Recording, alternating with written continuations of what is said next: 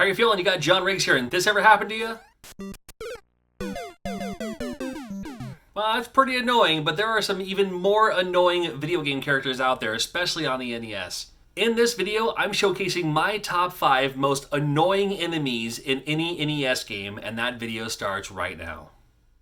Kicking off with number 5, I'll give it to the Wosu from Zelda 2: The Adventure of Link. Now when you make your way to the first palace, you'll see the palace infested with these kind of wolf-like looking creatures with this little short dagger, and they kind of just hop around a little bit. Not too threatening, just charge at you. If you jump over them, they're not going to turn around to fight you. They're just going to keep moving on their way. One hit will do it, super easy to defeat. The problem is when you hit them, they give you no experience points. How lame is that? And because this game is so early on, you haven't gained your levels yet, you just go straight to the palace.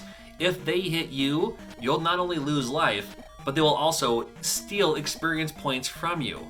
Oh, that's cold. Oh, that's so mean. Why would they even think that? Well, they did. Best thing you can do is avoid these guys at all costs or hit them before they hit you naturally.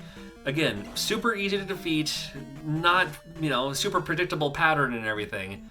But the fact that they steal your experience along with your health when they hit you, that's why these people definitely make it on my list of most annoying enemies.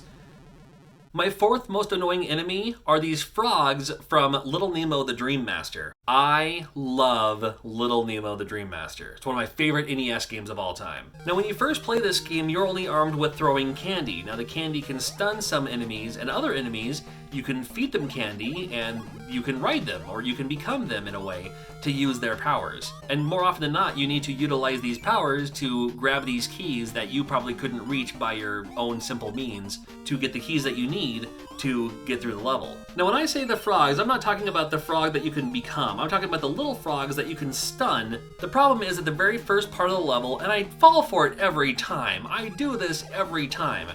You need to use the mole to dig down through the dirt to get to some of the keys and one of the other enemies that you need. And they timed it just perfectly, so as soon as you get there and you throw your candy, one of the frogs comes down and gets stunned and then just gets right in your way. And it's my own fault because I fall for it every time. And that's why it's added to this list of my most annoying enemies in NES games. Oh my goodness gracious. My 3rd most annoying enemy in NES games are these cherry bombs from A Boy and His Blob. I have a lot of fond memories playing A Boy and His Blob. You play as a boy with an anamorphic blob, you feed it jelly beans, and depending on what flavor of jelly bean, your blob becomes that item that you can use, or whatever the case is, depending on the situation anyway. So when you go to Blobonia, one of the enemies after these delicious looking marshmallows that, by the way, if they get knocked on your head, they'll knock you stupid and you have to start the area over again. But once you make your way through a little bit, you'll find these cherry bombs. The problem with these cherry bombs is you can't defeat them. You can't defeat them, you can't run past them, you can try as you might, but if you get to a certain point and they land on the ground, you're dead. And there's nothing you can do about it. And there's no way to defeat them. And there's no clues that tell you what you should or shouldn't do. For the longest time, when I first bought this game, way back in the day, I had no idea how to get past this entire part because no item worked on it. Nothing could shield me from it. Nothing could protect me from it.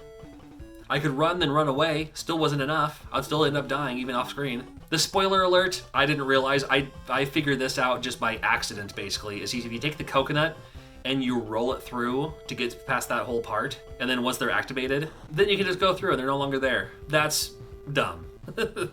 Nothing tells you should do that, but I finally figured it out. I'm talking like months it took me to figure that out. I could play the game, I could go through the whole maze part, I could go through the US part where you're in the city and all that. It wasn't until I got to Blobonia where I was like, okay, here we go, and there's nothing you can do about it.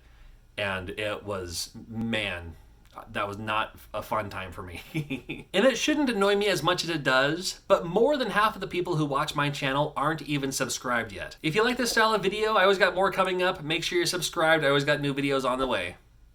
Oh, Castlevania is king of annoying enemies, and it's not the one you're thinking of. Now, of course, when you talk Castlevania, you gotta talk about the Medusa heads. I'll be honest with you, they don't bother me so much. The bats? They bother me a little bit more, but not nearly as much for me as the owls from Castlevania 3. Now, Mad Forest, not only is it one of my favorite Nintendo songs of every Nintendo song ever made, but it features these really cool looking owls, and I think they just look so cool because you see the eyes pop out first, and they kind of swoop down, and then, magnificent and majestic. Ah, it's so beautiful and so annoying because I can never time the attack right. It's almost like you have to hit them right before they start flying, because if they do that for me, then I'm gonna get hit every time. It's bad news for me. Again, it's my own timing, it's my own fault. But again, for me, that's what makes it so annoying. These night owls, as cool as they look, as awesome as they look, as much as I love Castlevania 3, absolutely one of my favorites.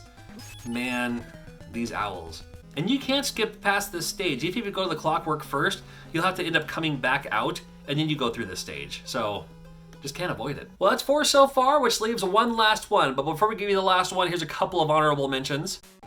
The Pack of Killer Bees from 720, Skate or Die. Well, whenever you see that, it's usually the latter. In Burger Time, literally all of the enemies, they're all annoying. Oh my goodness, they walk the same speed, they're always in your way, they always go up yeah. In Contra, when you're in the bases, it's these jumping guys. They're not really difficult or anything like that, they're just annoying. It's like, why are you so happy? Why are you jumping around? I want the serotonin level of these jumping guys in Contra. Mega Man 1, and these weird suction cup floating eyeball things. They're annoying because they're just the wrong size, where if you're kind of like standing at just the whatever angle, you end up shooting not them. Like you're just above them or just below them, and you gotta time your jump to shoot them properly. What about these giant roly-poly things from Rygar? Good lord, these things, they take way too many hits at the very first start of the game, and they just pop up out of nowhere. And sometimes they gang up on you too. I mean, you can jump on them, but that doesn't freeze them for very long. Well, with that, here's my #1 most annoying enemy in any NES game. It's a little obscure, but if you've played the game, you may just agree. And it's these weird clapping guys from Faxanadu. Now, Faxanadu, again, one of my absolute favorite NES games. I love everything about this game. Love the exploration, I love the story, I like the graphics, I love the music. And in this area of the game where you're in this town of mist, and everything's kind of mystified and everything's whatever, it's just how the game looks. I just thought it looked pretty cool. But there are these enemies right here. Once you see them on screen, you have to defeat them, because once they're on screen for a couple of moments, they're just sitting there banging their drums or clapping or doing whatever they're doing, and then flash, and you took damage. That's all you gotta do. They're just clapping. They're just having fun, playing their tambourine, whatever they're doing.